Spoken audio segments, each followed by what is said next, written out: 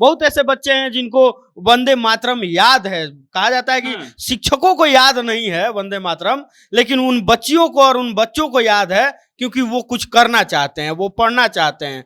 और रही बात बैग की, तो हम लोग बैग इसलिए बांट रहे हैं कि अभी के समय में भी बच्चे झोला और पॉलीथीन में जब ले करके अपना कॉपी किताब ले करके आते थे, और हम लोग जब गए विद्यालय में देखने तो ये देख करके बुरा लगा।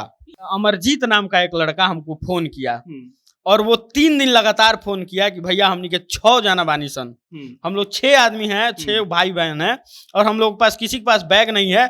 हम मेरा एगो मित्र लेकर के आया है बैग बगल में, तो हम उसके नंबर उसके बैग पर से हम नंबर निकाल के आपको फोन किए हैं। वो बच्चा छोटा था, रिकॉर्डिंग मेरे फोन में पड़ा है, कहिएगा तो हम आपको दे देंगे। ये सुन के लगा कि बस इससे ज्यादा और कुछ नहीं चाहिए। इन बच्चों की उम्मीदें हमसे जुड़ी हैं। ये को हीरो होंडा से हम पीछे बैग, जैसे फेरी वाला बेचता है सब वैसे हम पीछे बैग रख करके 50-100 बैग बांध करके रबड़ से, और अपने 1-2 मित्रों के साथ हम ले करके किसी विद्यालय में जाते हैं। तो एक बात और बताएंगे कि बंगरा मोड़ है, बंगरा मोड़ पे हमसे एक आदमी पूछा भी कि कै रुपया ले वो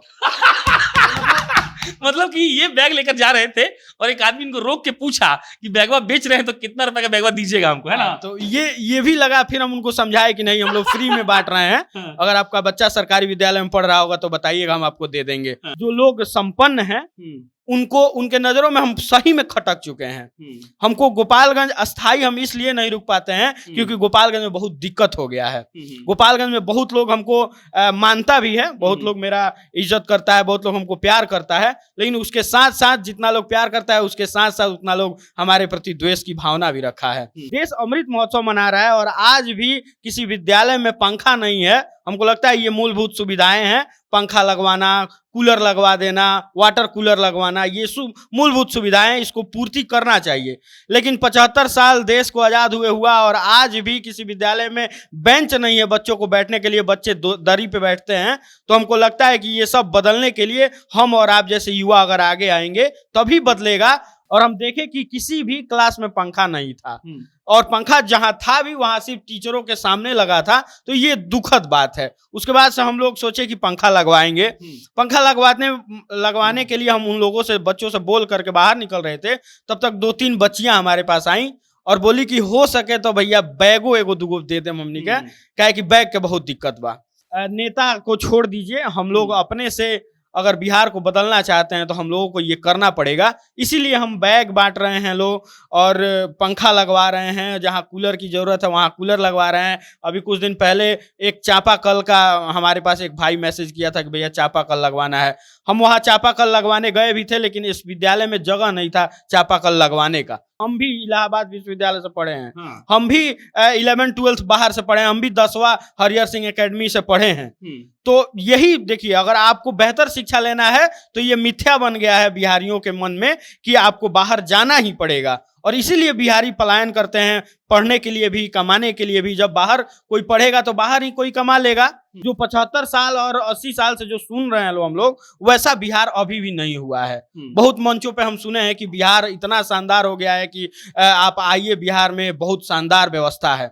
लेकिन ये घूमने से लग रहा है कि बिहार अभी उतना बदला नहीं है, इसको बदलने की जरूरत है, और 200% बदलने की जरूरत है, अभी 1% भी नहीं हुआ। बैग बांटने के बाद कोई ऐसा वाक्या हुआ हो जो सुनकर लगा हो कि जीवन सफल हो गया? एक 22-23 साल का लड़का फेसबुक पर पोस्ट करता है कि हमको गोपालगंज के सरकारी स्कूल में जाकर स्कूल बैग बांटना है। उसके बाद चंदा इकट्ठा होता है और 3-4 दिनों के बाद फेसबुक पर तस्वीरें डाली जाने लगती हैं कि हम गोपालगंज के फलना स्कूल में जाकर बच्चों को स्कूल बैग बांट रहे हैं। उसके बाद वो लड़का जाता है तो किसी विद्यालय में उसके हेडमास्टर के साथ बैठकर लंच कर लेता है और कहता है कि ये बिहार का शायद सबसे अच्छा विद्यालय है। वो दावा करता है कि ये विद्यालय प्राइवेट विद्यालय से अच्छा है, वहां का मिड डे मील बहुत शानदार है। और उसके बाद तमाम तरह की बातें उस लड़के के बारे में होती हैं। लड़के के पास जाने से पहले एक और परिचय रहेगा कि जब छपरा में नीतीश कुमार का कारकेड काफिला गुजर रहा था, तब इसी लड़के ने, जो अभी काला शर्ट पहनकर आपको दिख रहा होगा, नीतीश कुमार को काला झंडा दिखा दिया था। लमसम 40 दिन तक जेल में रहा था और बाहर आने के बाद कहता है कि हम बिहार को जानना समझना चाहते हैं ताकि ये समझ पाए कि इतने मुख्यमंत्रियों ने भी बिहार को क्यों नहीं बदल दिया। हमारे साथ विपुल चौबे हैं। विपुल चौबे के उस छोटे वाले बैग पर हुंकार दल लिखा हुआ था और हुंकार दल बैग बांट रहा है चंदा उंदा इकट्ठा करके। तो बैग बांटने का कहां से आइडिया आया? देखिए, हम जब किसी विद्यालय में घूमने जा रहे हैं तो ये उद्देश्य है कि हम बिहार को समझना चाहते हैं, बिहार को परखना चाहते हैं। और ये कैसे होगा? तो किसी विद्यालय में जा करके उस लड़का लड़की से मिलने से होगा जो गरीब परिवार का है, जो पढ़ना चाहता है और जो सब कुछ बदलना चाहता है। बहुत ऐसे बच्चे हैं जिनको वंदे मातरम याद है। कहा जाता है कि शिक्षकों को याद नहीं है वंदे मातरम, लेकिन उन बच्चियों को और उन बच्चों को याद है, क्योंकि वो कुछ करना चाहते हैं, वो पढ़ना चाहते हैं।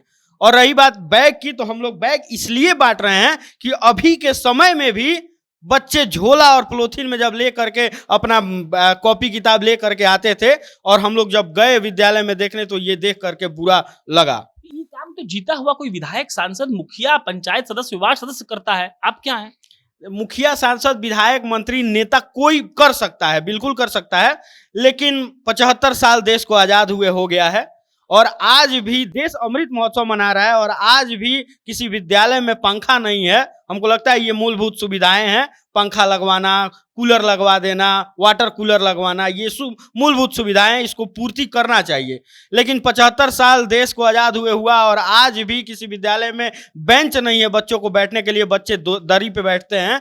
तो हमको लगता है कि ये सब बदलने के लिए हम और आप जैसे युवा अगर आगे आएंगे तभी बदलेगा, अन्यथा नेता को किसी बात से मतलब नहीं है, उनको बस वोट चाहिए। स्कूलों में जाकर क्या देखे, क्या लगा? अगर हम ये कहें कि अपना एक्सपीरियंस 1 मिनट में बता दीजिए, अच्छा और बुरा दोनों, तो क्या कहेंगे? स्कूल में जाने के बाद बहुत बच्चे थे ऐसे, जो आप घुसिएगा क्लास में तो सब उठ के गुड मॉर्निंग सर कहेंगे खूब एकदम प्यार से। तो उसके बाद से हम एक सुर में बोलता है गुड मॉर्निंग सर। 60-70 बच्चे एक बार बोलते हैं, उसके बाद बैठाइएगा तो थैंक यू सर कह के बैठते हैं। उसके बाद से जब बच्चों से हम बात किए कि बाबू क्या दिक्कत होता है पढ़ने में, तो बोला सब कि भैया गर्मी होला, पंखा नहीं है। और हम देखे कि किसी भी क्लास में पंखा नहीं था, और पंखा जहां था भी वहां सिर्फ टीचरों के सामने लगा था। तो ये दुखद बात है। उसके बाद से हम लोग सोचे कि पंखा लगवाएंगे। पंखा लगवाने के लिए हम उन लोगों से, बच्चों से बोल करके बाहर निकल रहे थे, तब तक 2-3 बच्चियां हमारे पास आई और बोली कि हो सके तो भैया बैगो एगो दुगो दे दे मम्मी के, क्या कि बैग के बहुत दिक्कत बा। तो हम उसके बाद से मन में आया कि ये जादवपुर के विद्यालय में गए थे हम, एक विद्यालय का ये समस्या है। तो हमको लगता है कि गोपालगंज में कम से कम 3000 विद्यालय है और उस सभी विद्यालयों में जाना चाहिए और उसमें देखना चाहिए कि कितने गरीब परिवार के लड़के पढ़ रहे हैं और किसके पास बैग नहीं है, किसके पास जूता नहीं है, किसके पास ड्रेस नहीं है। बहुत बच्चे आते हैं जिसका पूरा यहाँ से पूरा फटा होता है। तो ये सब देखने के बाद हमको लगा कि नेता को छोड़ दीजिए, हम लोग अपने से अगर बिहार को बदलना चाहते हैं तो हम लोगों को ये करना पड़ेगा। इसीलिए हम बैग बांट रहे हैं लोग और पंखा लगवा रहे हैं, जहां कूलर की ज़रूरत है वहां कूलर लगवा रहे हैं। अभी कुछ दिन पहले एक चापाकल का हमारे पास एक भाई मैसेज किया था कि भैया चापाकल लगवाना है। हम वहां चापाकल लगवाने गए भी थे, लेकिन इस विद्यालय में जगह नहीं था चापाकल लगवाने का। जितना जमीन है उतना पूरा स्कूल बन चुका था। उसके लिए हम वहाँ के मुखिया से बात किए हैं, आगे हम लोग चापाकल भी लगवाएंगे। तो ये सब करने के बाद समझ में आ गया होगा कि बिहार में पलायन काहे हो रहा है, सरकारी शिक्षा का स्तर क्या है, बच्चा लोग कितना पढ़ पाता है, ये सब समझ में आ गया। बिल्कुल, देखिए सबसे पहले कि कोई भी सरकार रही हो बिहार में, वो शिक्षा पे बेहतर काम नहीं किया है। मतलब नहीं। हाँ, किसी भी सरकार ने शिक्षा को बढ़ावा देने के लिए काम नहीं किया है। इसीलिए हम भी इलाहाबाद विश्वविद्यालय से पढ़े हैं, हम भी 11th-12th बाहर से पढ़े हैं, हम भी 10वां हरिहर सिंह एकेडमी से पढ़े हैं। तो यही देखिए, अगर आपको बेहतर शिक्षा लेना है तो ये मिथ्या बन गया है बिहारियों के मन में कि आपको बाहर जाना ही पड़ेगा, और इसीलिए बिहारी पलायन करते हैं, पढ़ने के लिए भी, कमाने के लिए भी। जब बाहर कोई पढ़ेगा तो बाहर ही कोई कमा लेगा।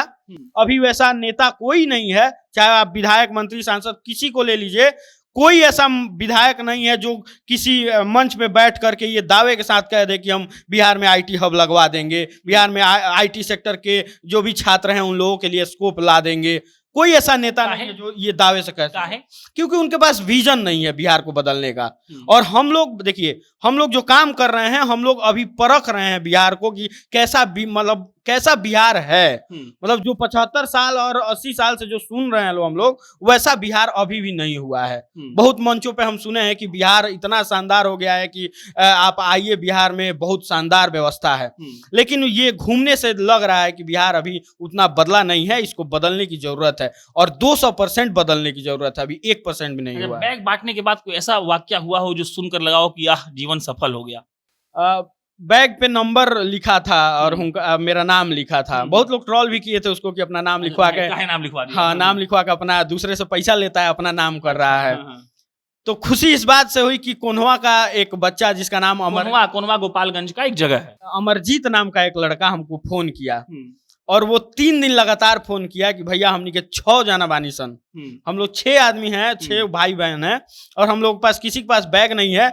हम मेरा एगो मित्र लेकर के आया है बैग बगल में, तो हम उसके नंबर उसके बैग पर से हम नंबर निकाल के आपको फोन किए हैं। वो बच्चा छोटा था, रिकॉर्डिंग मेरे फोन में पड़ा है, कहिएगा तो हम आपको दे देंगे। ये सुन के लगा कि बस इससे ज्यादा और कुछ नहीं चाहिए। इन बच्चों की उम्मीदें हमसे जुड़ी हैं और इन बच्चों के लिए हम लोग काम कर रहे हैं, तो ये लगातार जारी रहेगा। एक आदमी जो अभी तक पूरा राजनीतिक नहीं हुआ है, हालांकि आप वही काम कर रहे हैं, वो आदमी के लिए फ्री का बैग बांटना, उसके लिए लोगों का फेसबुक पर लिखना, ये कहना कि लइकवा लगता कि कुछ अच्छा क जाई, कितना मुश्किल होता है उस शहर में फिर सर्वाइव कर पाना। क्योंकि आपसे बहुत बड़े बड़े लोग हर शहर में रहते हैं, ऐसा नहीं है कि गोपालगंज के आप औरंगाबाद में बोलिए वहां भी डॉन लोग हैं। तो कितना मुश्किल है सर्वाइव कर जाना कि हाँ हम कुछ हैं भी नहीं, हम पैसा भी इकट्ठा कर रहे हैं, हम बांट भी दे रहे हैं, हम ठीक भी हैं।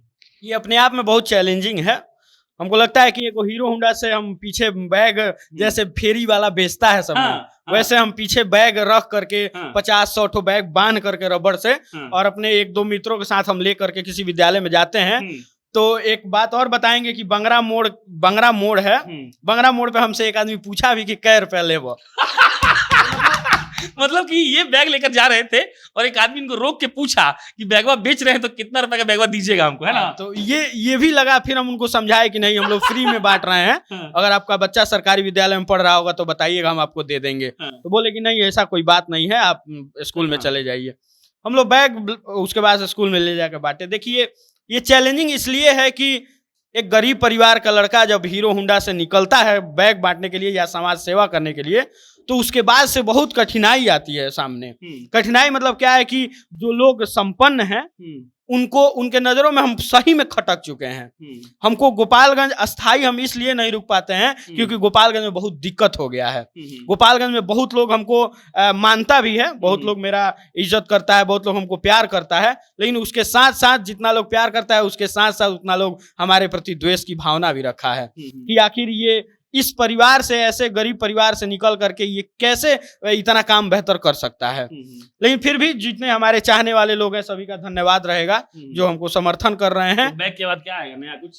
हाँ, बैग के बाद हम लोग सोचे हैं कि अब बुक्स का एक मुहिम चलाएंगे, किताब का दान में लेंगे आपसे, दान में लेकर दान दे देंगे। हाँ, और दान दे देंगे। यही हम लोग का नेक्स्ट मुहिम रहेगा कि लोगों से हम फेसबुक पे हर बार लिखते हैं, इस बार भी लिखेंगे कि अब बुक्स बांटना है और 10वां तक जो भी किताबें रहेंगी हम लोगों से लेकर के बच्चों को देंगे। यही अगला मुहिम है। चलिए, ये विपुल चौबे थे। बाकी तमाम बड़े नेताओं का इंटरव्यू करते वक्त, किसी बड़ी गाड़ी के पीछे दौड़ते वक्त उन पत्रकारों को ये सोचना चाहिए कि ऐसे कई लड़के और लड़कियां हैं जो अभी अपने क्षेत्र में बेहतर काम कर रहे हैं और अगर वो कर रहे हैं तो दिखाना हमारा काम है। आपको कैसा लगा कमेंट बॉक्स में बताइएगा। मेरा नाम प्रशांत है।